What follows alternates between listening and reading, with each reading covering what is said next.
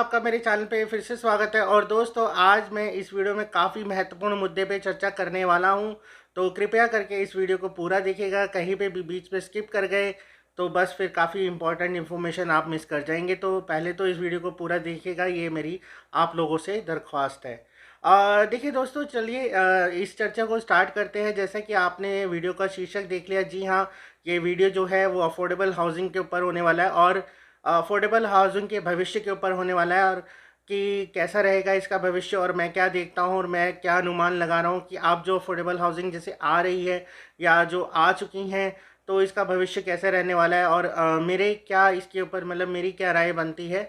तो चलिए दोस्तों, अब इस चर्चा को मैं आगे स्टार्ट करता हूँ। देखिए दोस्तों, जैसे कि अभी अफोर्डेबल हाउसिंग के प्रोजेक्ट आप देख रहे होंगे कि एक के बाद एक कोई किसी लोकेशन पे कभी किसी लोकेशन पे आपको प्रोजेक्ट देखने को मिल रहे हैं। पर देखिए देखिए दोस्तों, जो अभी जो मैंने देखा है फ्रीक्वेंसी कुछ लास्ट ईयर से देखा जाए तो अफोर्डेबल हाउसिंग की फ्रीक्वेंसी काफ़ी तेज़ी से बढ़ी है। एक समय ऐसा था कि ऐसा लग रहा था कि अफोर्डेबल हाउसिंग के प्रोजेक्ट बंद हो जाएंगे, बट इनकी डिमांड को देखते हुए तो गवर्नमेंट को ऐसा रहा कि या गवर्नमेंट क्या बिल्डर्स की हम बात कर सकते हैं, तो उनको लाने ही पड़े, मजबूरन लाने पड़े। क्योंकि देखिए, नए नए अफोर्डेबल हाउसिंग का कोई भी इवन दो नया से नया बिल्डर आ जाए, जैसे अभी हाल फिलहाल अगर हम एग्जांपल लें रॉयल ग्रीन का लें, या इवन दो ट्रू हैबिटेट जो आया है बिल्डर, अब ये नए बिल्डर हैं मार्केट में, पहला पहला प्रोजेक्ट ऑलमोस्ट लॉन्च कर रहे हैं। पर इनको भी बहुत अच्छा खासा रिस्पांस देखने को मिल रहा है। और मतलब मेरे जो जो इन्फॉर्मेशन मिल रही है कि एक दिन के अंदर ही मतलब ट्रू हैबिटेट जैसी लोकेशन पे भी, मतलब अगर उसकी एक हम रॉयल ग्रीन की बात करें तो चलिए वो तो लोकेशन एक एक्सेप्शनल लोकेशन पे आया है प्रोजेक्ट, पर ट्रू हैबिटेट भी एक ही दिन में ऑलमोस्ट सोल्ड आउट हो गया। तो ये देख के बड़ा मतलब आश्चर्य हो रहा है, और आगे आने वाले भविष्य को लेके कुछ मुझे चिंताएं भी पैदा हो रही हैं। तो उन्हीं चिंताओं का डिस्कशन इस वीडियो में मैं आपसे करूंगा, और मैं आपसे राय भी लूँगा लास्ट में कि आप मेरी मतलब ये जो भी जो मेरी कैलकुलेशन है आप उससे सहमत करते हैं या नहीं। तो देखिए दोस्तों, जैसे कि अभी हाल फिलहाल प्रोजेक्ट आ रहे हैं, बैक टू बैक आ रहे हैं। और देखिए क्या हो रहा है कि इसमें मैं एक चीज़ देख पा रहा हूँ कि हाँ, अभी जो इन्वेस्टर है, इन्वेस्टर का बहुत बड़ा इंटरेस्ट है ये प्रोजेक्ट आने का, मतलब जो बैक टू बैक आ रहे हैं इसके पीछे इन्वेस्टर का बहुत बड़ा हाथ है। क्योंकि इन्वेस्टर क्या देख रहा है कि जो रेडी टू मूव प्रोजेक्ट है उनको कंसिडर नहीं कर रहा है, और वो नए वाले प्रोजेक्ट को ही कंसिडर कर रहा है। और मोस्टली यहाँ पे अगर हम अफोर्डेबल हाउसिंग की बात करते हैं तो यहाँ पे 99% जो मुझे लग रहा है इन्वेस्टर घुस चुका है। और जिसकी वजह से क्या हो रहा है कि नए प्रोजेक्ट आते हैं, मतलब जैसे क्योंकि कोई पुराना प्रोजेक्ट कोई ले नहीं रहा है, रीसेल हो नहीं रही है वहाँ पे। अब रीसेल के ऊपर कोई ध्यान नहीं दे रहा है बेसिकली। अगर पुराने प्रोजेक्ट कुछ जो रेडी हुए हैं, मतलब हाँ हुए भी बहुत चुनिंदा हैं, बट वहाँ पे रीसेल, अब आपने रीसेल नहीं चेक करी होगी क्योंकि कैसा रीसेल हो रहा है, बस आपने सुन लिया किसी के XYZ की यहाँ पे ये अमाउंट आ गया, इस सोसाइटी में ये अमाउंट आ रहा है। बट एक्चुअल में रीसेल हो रही है उस नंबर्स पे कितनी हो रही है। जैसे सपोज मैं एक सोसाइटी का नाम तो नहीं लूँगा यहाँ पे, बट एक सोसाइटी है जहाँ पे बोला जाता है कि भाई 3 BHK वहाँ पे 50 लाख रुपए का मिल रहा है। अब 50 लाख रुपए का मिल रहा है, वो कितने लोगों को मिल रहे हैं 50 लाख रुपए, मतलब रीसेल कितने लोगों को हुई है, ये हमारे पास किसी के पास कोई डाटा नहीं है। ये लोकल लेवल के जो वहाँ पे डीलर होते हैं, जैसे हम लोग हैं, हम लोकल लेवल पे एकदम नहीं जाके डील करते। ऑल दो हमारे इन फ्यूचर में प्लान ज़रूर है कि हाँ रीसेल के ऊपर हम ये काम करें, रीसेल सेल के ऊपर, बट अभी तो नहीं है, अभी हमारे पास उतने सोर्सेस नहीं है। बट अगर मैं जितना भी देखिए, मैं जो मार्केट सर्वे करता हूँ और मार्केट सर्वे से जो न्यूज़ मिल रही है, रीसेल नहीं है, रीसेल इज़ ज़ीरो। आप मान के चलिए, अगर नया से नया प्रोजेक्ट आ रहा है आप बस लेते जा रहे हैं, मतलब एक होड़ लगी हुई है कि मेरे पास एक अफोर्डेबल हो, मेरे पास 10 अफोर्डेबल हो, बट रीसेल आपने चेक करी है कभी मार्केट में, और रीसेल ज़ीरो हो रही है इस टाइम में। और मैं एक रीसेंट एग्जांपल देता हूँ, मेरे टेलीग्राम ग्रुप पे करीबन करीबन 1,000 लोग हैं, और जो सिर्फ जो कि मोस्टली अफोर्डेबल हाउसिंग में इंटरेस्ट लेते हैं, जिनका मोस्टली इंटरेस्ट जो रहता है वो अफोर्डेबल हाउसिंग में रहता है। क्योंकि जब भी मैं कोई पोस्ट डालता हूँ अफोर्डेबल हाउसिंग के, तो वो मेरा वीडियो पे बहुत ज़्यादा व्यू आते हैं। तो इससे मुझे पता चलता है कि मैक्सिमम लोग अफोर्डेबल हाउसिंग के इन्वेस्टर हैं या उसमें इंटरेस्ट लेने वाले हैं।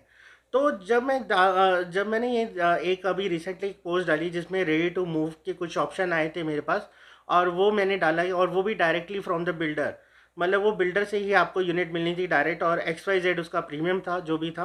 और मेरे हिसाब से वो जो लोकेशन थी उसके लिए जस्टिफाइड था प्रीमियम, और प्रीमियम भी बहुत ज़्यादा कुछ नहीं मांग रहा था बिल्डर। बट आप मानो कि 1000 में से मेरे को ज़ीरो रिस्पॉन्स आया, मतलब एक बंदे ने भी इंटरेस्ट नहीं दिखाया रीसेल के लिए। तो आप इससे अनुमान लगा सकते हैं कि आपका रीसेल जो है तकरीबन ज़ीरो है। आप कुछ भी कैलकुलेशन मन में बैठा लीजिए कि भाई मेरा यहाँ पे फ्लैट निकल जाएगा तो ये इतने का हो जाएगा, इतने का हो जाएगा, होगा कैसे? कोई ख़रीदने वाला होगा तभी तो होगा ना।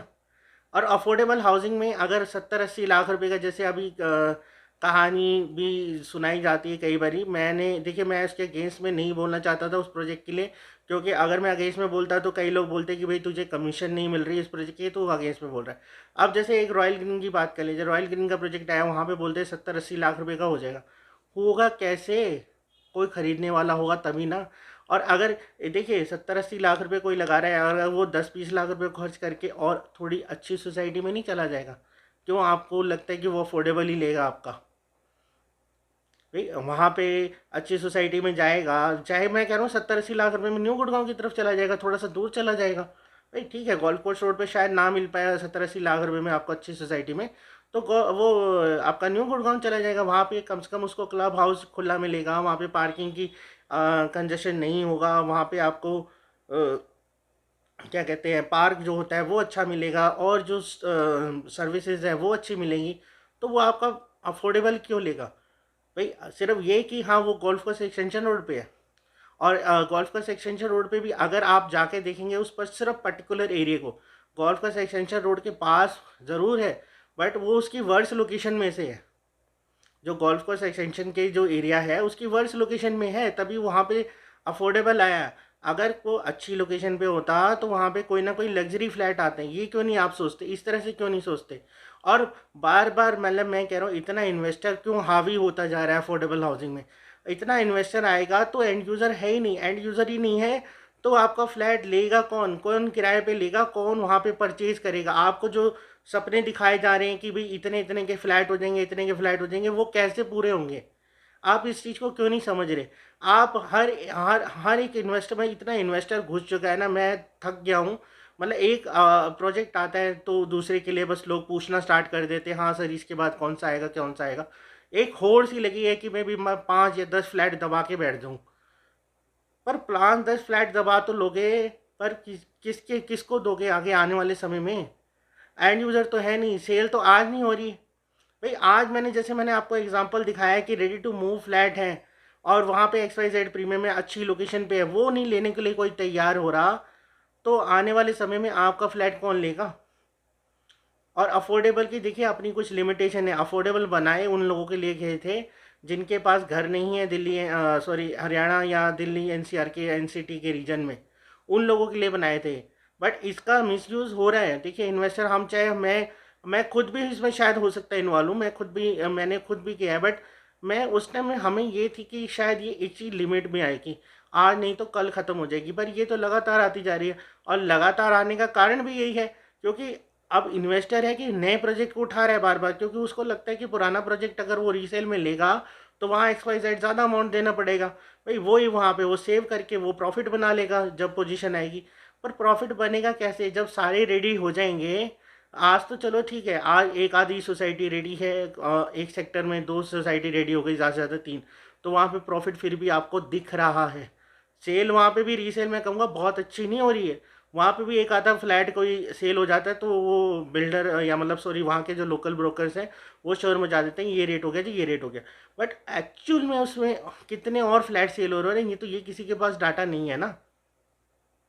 और ऊपर से उसी को सुन सुन के नए क्या कहते हैं, हम भी नए प्रोजेक्ट में जाते जा रहे हैं। अब नए प्रोजेक्ट में जब हम इंटरेस्ट दिखाते जाएंगे तो बिल्डर को भी यकीनन वही बनाने पड़ेंगे। भाई बिल्डर वो चीज़ क्यों बनाएगा जो नहीं बिकेगी? अब बिल्डर को भी दिख रहा है कि यहाँ तो हाथ चीज़ें बिक जाती हैं, तो बिल्डर भी बैक टू बैक वही लेके आ रहा है, और इन्वेस्टर की होड़ लगी हुई है भाई फटाफट भागो। अब कोई ये एनालाइज नहीं कर रहा है कि जब लास्ट में पोजीशन होगी, जब ये सारे रेडी टू मूव हो जाएंगे, तब वहाँ पे एंड यूज़र है या नहीं, ये किसी ने एनालाइज ही नहीं किया है, और ना ही कोई करना चाहता है, और ना ही कोई रीसेल इसकी चेक कर रहा है। एक्चुअल में सिर्फ एक फ्लैट का आपने सुन लिया कि ये फ्लैट इतने में सेल हो गया, या सोसाइटी की बस उसमें हवा बन जाती है कि उस सोसाइटी में फलाना फलाना इतने में सेल हो गई, बट एक्चुअल में और कितने फ्लैट उस सोसाइटी में सेल हुए? मैं अपना एग्जांपल खुद का बताता हूँ कि मुझे बहुत दिनों से ब्रोकर्स का कॉल, मेरे पास एक अफोर्डेबल फ्लैट है और मेरे को बहुत दिनों से कॉल आ रही थी ब्रोकर्स की, लोकल ब्रोकर्स की, कि सर आप सेल करना चाहते हैं, सेल करना चाहते हैं। पहले तो मेरा मन नहीं था। जब मैंने, और जबकि अभी देखिए मैं बता रहा हूँ कि हाँ ये आज का हाल है, जब अभी रेडी टू मूव इन वाले ऑप्शन बहुत कम है अफोर्डेबल में। गिनती के कुछ 8-10 प्रोजेक्ट हैं जो रेडी टू मूव होंगे, अगर अच्छे की हम बात करें। बहुत कम है अभी अफोर्डेबल प्रोजेक्ट्स अभी गुड़गांव में जो रेडी टू मूव है और जो कि अच्छी कंडीशन में है या अच्छी लोकेशन पे है। और मेरा मतलब मेरा जो वो फ्लैट है वो भी अच्छी खासी लोकेशन पे है। और मैंने एक्स अमाउंट मांगा उनसे। मैंने फिर मतलब मैंने तो सॉरी पहले इग्नोर करा। फिर मैंने कहा यार रोज़ रोज़ फ़ोन करते हैं, तो मैंने कहा ठीक है भाई तू दिलवा दे, मैं सेल कर दूंगा, ठीक है, मैं सेल कर दूंगा। बट वो दिन गया और आज का दिन हुआ, उस डीलर का फ़ोन नहीं आया आज तक मुझे। तो कहने का मतलब ये है कि हवा बनाई जाती है, हवा बनाई जा रही है। अफोर्डेबल को आप अफोर्डेबल ही समझिए, ये इतना नहीं होगा। इतने रेट्स अगर हाई पे लेनी होगी ना किसी को चीज़, अगर कोई प्रैक्टिकली सोचेगा तो वो अफोर्डेबल नहीं लेगा सर, ये आप मान के चलिए। अब ई डब्ल्यू एस फ्लैट का एग्जांपल दे दूँ, ई डब्ल्यू एस फ्लैट में भी चलिए आपकी अच्छी अच्छी सोसाइटीज़ के बीच में ई डब्ल्यू एस फ्लैट होते हैं, अच्छी लोकेशन पे होते हैं, तो पर ई डब्ल्यू एस कोई लेता है? ई डब्ल्यू एस तो होता भी सस्ता ही है, मतलब ई डब्ल्यू एस जाके कोई लेता तो नहीं है ना, चाहे वो कितनी भी अच्छी लोकेशन में हो। तो ऐसी अफोर्डेबल है, कितनी भी अच्छी लोकेशन में आ जाए, पर अफोर्डेबल अफोर्डेबल रहेगा, उसको उस हिसाब से सोचिए, उसमें मतलब ज़्यादा दिमाग मत दौड़ाइए और इतना पागल मत हो जाइए कि बिल्डर भी और कुछ प्रोडक्ट बनाए ना और अफोर्डेबल अफोर्डेबल लेके आता रहे। और आपने जो आज अफोर्डेबल ले लिया, कल भी वही वैसा ही अफोर्डेबल आ रहा है, वही रेट है। गवर्नमेंट ने 2013 के बाद अब फर्स्ट अमेंडमेंट करी, 4200 रुपये रेट हुआ है। तो गवर्नमेंट तो चाहती है कि हाँ, गवर्नमेंट की जो मंशा है यहाँ पे दिखती है कि वो तो चाहती है कि एक आम आदमी को घर मिले इस पॉलिसी के अंदर। बट हम लोगों का ही लालच है इस पॉलिसी को ना गलत दिशा की तरफ लेके जा रहा है। तो देखिए मैं आप लोगों से गुजारिश है कि देखिए अफोर्डेबल हाउसिंग, जो मैं इस वीडियो को बनाने का मकसद यही था कि अफोर्डेबल हाउसिंग को अफोर्डेबल हाउसिंग की ही तरह ट्रीट कीजिए। वहाँ पे आप बहुत ज़्यादा एक्सपेक्टेशन मत रखिए कि हाँ ये इतना या इतना हो जाएगा। आप पहले एक्चुअल मार्केट रिसर्च कर लीजिए, और अगर रिसर्च करने में किसी दिक्कत आती है तो आप हम जैसे लोगों से कांटेक्ट कर सकते हैं, हमारे टेलीग्राम ग्रुप से जुड़ सकते हैं, जिसका लिंक मैंने वीडियो की डिस्क्रिप्शन में दिया हुआ है। आपको कोई भी गलत इन्फॉर्मेशन दे के कुछ भी बेच सकता है, ठीक है ना। बट आपको ये सोचना है कि हाँ यार वाकई में इसका भविष्य क्या होगा, क्योंकि देखिए अगर हम 4 से 5 साल आगे की नहीं सोचेंगे तो हम हमेशा लॉस में रहेंगे। कोई भी बिजनेसमैन होता है ना, वो आज मतलब आज ना कम से कम 5 से 6 साल या 10 साल आगे का सोचता है, तब जाके वो सक्सेसफुल बनता है। तो अगर हम शॉर्ट टर्म की बात लेके बस हम देखेंगे किसी की बातों में आके, आपने देख लिया कि भाई ये इतना हो गया इतना हो गया, तो एक्चुअल में कितने लोगों का हुआ, कितने लोगों ने बेचा, वहाँ पे क्या लोगों को चैलेंजेस आ रहे हैं, कार पार्किंग को लेके क्या चैलेंजेस हैं, कभी इसको जानने की कोशिश की नहीं की होगी। तो इन्वेस्टरों ने आके एक्चुअल में मैं मतलब कहना नहीं चाहता, इस तरह के वर्ड्स लाना नहीं चाहता मैं ऑनलाइन प्लेटफॉर्म में, बट गंद कर दिया है इसको।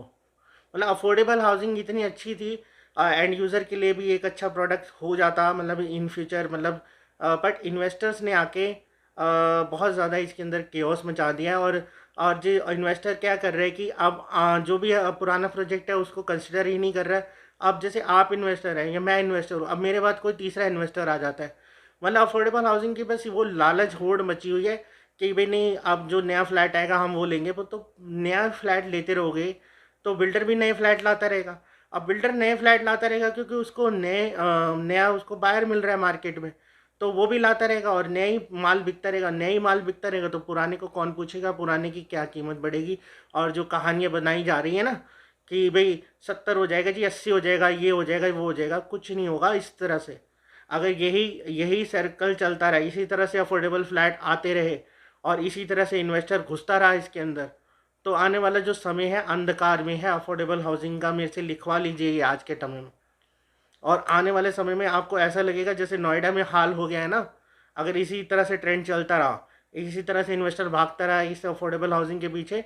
और बिल्डर भी तो, अब बिल्डर भी मजबूर है ना, तो बिल्डर को क्या है कि बिल्डर को तो माल जो उसका बिक रहा है वो तो लेके आएगा ही ना। भाई अगर दुकान में एक सामान रखा हुआ है, सारे लोग उसी को ही मांगते हैं, भाई मुझे वो सामान चाहिए वही सामान, तो दुकानदार तो वो सामान ही रखेगा। एक तीसरा सामान क्यों रखेगा, या दूसरा कोई प्रोडक्ट क्यों लाएगा। तो यही हो रहा है कि जब हर कोई अफोर्डेबल हाउसिंग का फ्लैट मांग रहा है, तो बिल्डर भी मजबूरन ला रहा है। और बिल्डर को तो चलो ठीक है, बिल्डर तो अपना प्रॉफिट मार्जिन निकाल के जो भी उसका बनता है वो तो निकल जाएगा, वो तो आपको बेच के निकल जाएगा। बट आप कहाँ से निकालोगे जब मार्केट में एंड यूज़र ही नहीं होगा।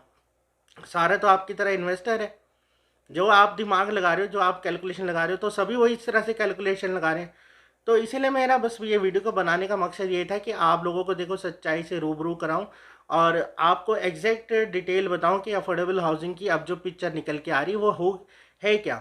और अगर ये पिक्चर इसी तरह से रही तो अफोर्डेबल हाउसिंग का जो भविष्य है वो पूरा अंधकार में है।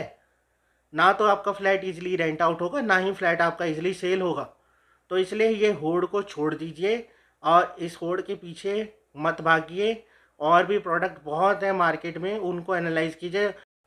तो चलिए दोस्तों, मैं आशा करता हूँ आपको जो मैंने पॉइंट या तथ्य दिए वो समझ आ गए होंगे, और आपको जो भी संशय थे लेके अफोर्डेबल हाउसिंग को लेके काफ़ी हद तक दूर हो गए होंगे।